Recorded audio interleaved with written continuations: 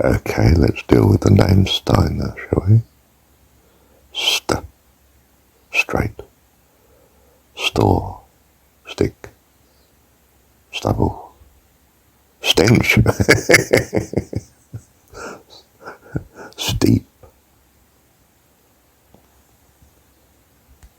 I. Oh, we all know what I is, don't we? My. High. Tie. Sigh. If you're Maori, you say kai. Food. No. We dealt with na, haven't we? Ta. Ta is tree across. Where heaven meets earth. Heaven is either high to low, above, and left to right, arms out wide. The earth, the ground where we are. Heaven meets earth. One crosses the other. That, I think, is historically what the crosses meant. But it ends in a Stein deliberation.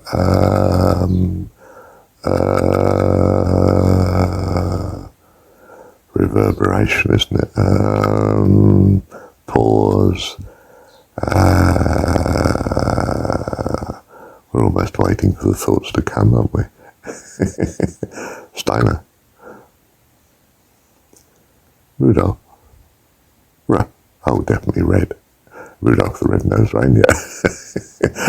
That's our association, depending what culture you're from. English kiddies, or probably Victorian kiddies at that.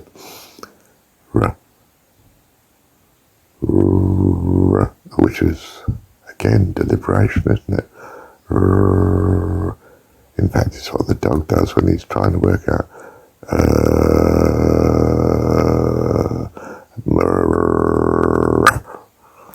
You know, he's coming to a deliberation as to whether he's going to repel you or not. I'm warning you. Rudolph.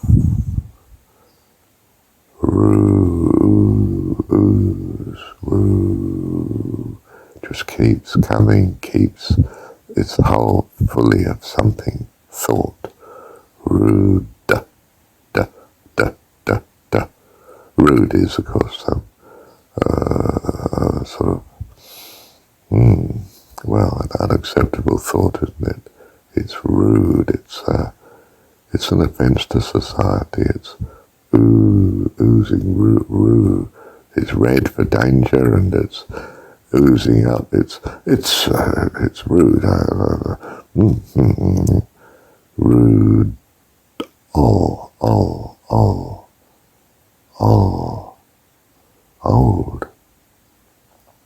Old is old. Rude old. It's old. Rude old.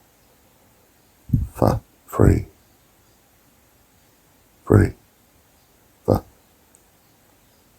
Perhaps it's four in your mind, but for free. For fire. For four more. For fear. For Rudolph. Rudolph Steiner. Wonder if that says something about his being.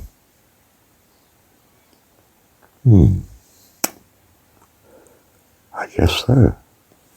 Thank you, Heavenly Father. Look, I'm no expert on Rudolf Steiner. I simply say as I find, and you may well find differently, and we would both find rather more comprehensively if we spent more time upon any subject. Yes. Thank you, Heavenly Father. How much more important then to spend more time on thinking of God our Heavenly Father. Hey, let's deal with the word God for a moment. Well, it depends what your experience is of language, of course, but for God is just automatically comes to my mind. Perhaps go for good comes to yours. Go for gone if you're really of a sad disposition. Go for golly. Well, that's an old-fashioned word now. Don't think anyone uses the word golly, do they? Used to be a word called goon. The goon shows, they were complete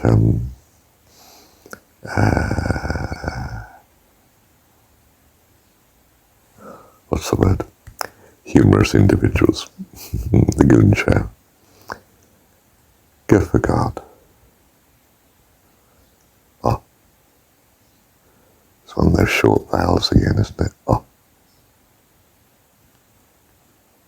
It just is very specific. Oh. It's there. Like a full stop. A dot. Oh. In fact, the word dot has a oh in it, doesn't it? Pot. Hot. Go. Duh. There's something very finalising about duh. We've talked about dirt from the point of view of dog and dad and do and so forth. But we also use it as a past tense. It immediately means complete. It's happened. It's done, it's completed, it's now in the past, you can't change it. Unchanging. Complete. Go. Oh. De. They seem to be the strands making up the meaning of the word. But of course what it stands for is something much greater than the individual parts. And every word is like that. You can get some part of the way by looking at the strands. But the strands together, you know, if you have steel in 3 dimensions, oh, you have strength. And the more it occupies all 3 dimensions, the stronger the steel is. So we use an angle iron. Angle irons don't bend easy. Now, depending on the shape that we're making, you know, when we reinforce a wall so that it will, the house won't fall down, you know, we put diagonals. The triangle is the strongest 2-dimensional shape, isn't it? And I suppose that the pyramid is the strongest 3-dimensional. I've never thought of that before. 3-dimensional shape. The pyramids, they symbolize an eternal 3D. Now when I say 3D, I actually mean 4 dimensions, because the eternal is a time dimension. They are the strongest because the shape uses optimally all 4 dimensions that we know of, and that may imply a 5th, the spiritual dimension, which we might call life. So pyramids are, is it the quintessence? I don't know what it is. But anyway, the very essence of is the eternal. It's something to do with an eternal life. Pyramids. It's the tomb. But it's not really, it's the place where the body is kept for the Pharaoh when he returns to this world, having gone through the underworld, the darkness of nighttime or winter or whatever you like to call it. And he returns. We look east because that's where the sun rises, where life starts again. It rises in the east. So we worship to the east. We're actually sun worshippers. I don't know if we're an upgrade of sun worshippers in that we've got a better understanding of God, or if we're a degeneration of such. Now, I'm not sure, so I'm not just playing with ideas here, aren't I always, but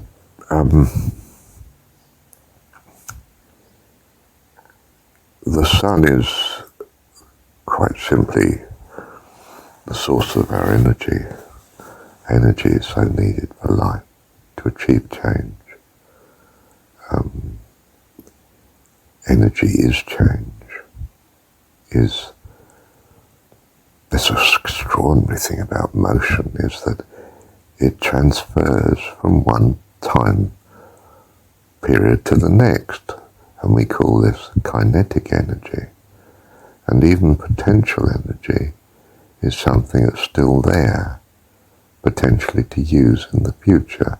You know, you lift a weight up and it has potential of falling back towards the planet at this moment and in a moment's time, unless you've already let go of it and it's gone crashing back down to the floor. Do you see, energy is an extraordinary thing in that it's motion that in some sense can be transferred or preserved through time. And that's what life is. This ability to change and move and create from one time period to the next. There's an incredible consistency. And if it's not, you say, "Ooh, where's he gone? He's vanished. I didn't notice him slip off. Has he gone home? Oh, I didn't see him go. I wanted to say so-and-so to him." You know, it just happened. He vanished. And that's very disturbing. Of course, you can't live in a world with too much of that. You've got nothing to build on. And isn't that exactly the problem of uncertainty? Not being able to predict what the next time period will have. It's just too complex. There's all these forces in this time period that no doubt do create what's happening in the next one. I'd say no doubt. But we suspect basically creates what's going to happen in the next one. But we keep getting it wrong, either because we've missed certain of the causes out that we could have seen in this time period, or because there's something else going on as well. And that might be tied up with thought, the thought of us and God and everything else that's holding the mind together. Wow. I think I'll leave that there. I'm a bit overawed almost at the minute. Thank you, Heavenly Father. Life eternal, then, is the comprehensiveness of all these potentialities that we have in this time period affecting the next. And in some sense, being in full comprehension of such. In other words, having the or a mind of God, the equivalent of the mind of God, in mastering the show and in influencing the show. You see, the bit that's missing all the time is what other people are thinking and purpose, what other beings, including non-embodied beings, angels, God, and so forth, their input into this thought. They are thinking individually and contributing. And we seek a harmony of such, a heaven, life itself, awesome life, mother, favourable, caring, kind, harmonious, harmony,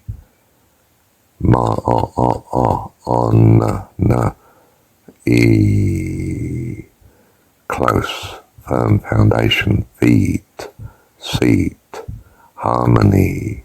We seek a harmony of such minds inputting into the overall, all awesome, all awesomely parallel, organized, all. It's a completion, it's a marshalling again, marshal, organized, all. Gosh, these words are amazing. I've just awe-inspired myself. Goodness, what's the time? It's 10 to 8. What is it? It's Saturday. I'm going to go to a Saturday Christian Fellowship meeting this morning, and my new lodger, Joseph, he said he wants to come with me. He's been on a 6 or 7 day fast, and he's just come off it. He's sorting his life out, apparently. And we had a good chat last night, and he's only been here less days than that. So I haven't got to know him because he's been hiding away in his room. In fact, I was worried about him. I thought I'd better check from time to time, make sure he was still alive in there, not topped himself. Well, that can happen, you know. You have to keep tabs of people. Take care of them. Don't just say, oh, I haven't seen him lately. Say, I haven't seen him lately. Do I care for this person? I think I should check him out. Are you okay? Oh, yeah, fine. And then make sure he is really okay. Just linger a bit. Ferret around, ask him a few questions. Get a feel for it until you're convinced, oh, yes, he is okay. Right. Nothing I can do for you? No, you're okay? Good man. See you tonight, or whatever it is. Do you see fellowship? It's another understanding of loving kindness. And God has made this vast fellowship in heaven, the heavenly host, that love and care for each other eternally. That's where you need to be. And the kingdom of heaven is within you. That's what John 17's about. If it wasn't so, it is now. Because Jesus asked for it. That's a simplistic approach. It's the thing I choose to believe because that's what I value. Here I stand, and it's been a great blessing to me to take this position, and I wish to hold it, and I will hold it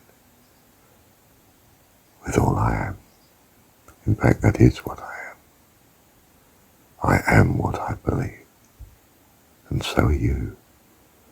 Make sure what you believe is a great blessing to you and ultimately to all, that you may be in full happiness, full fellowship in the kingdom of heaven, which is within you, remember, within you, within you. Do you realize what a person is? You are so vast that even heaven, all of it, including yourself, is within you. We're not going to grasp that one. Are we? Perhaps we are. That's the whole point. Thank you, Heavenly Father.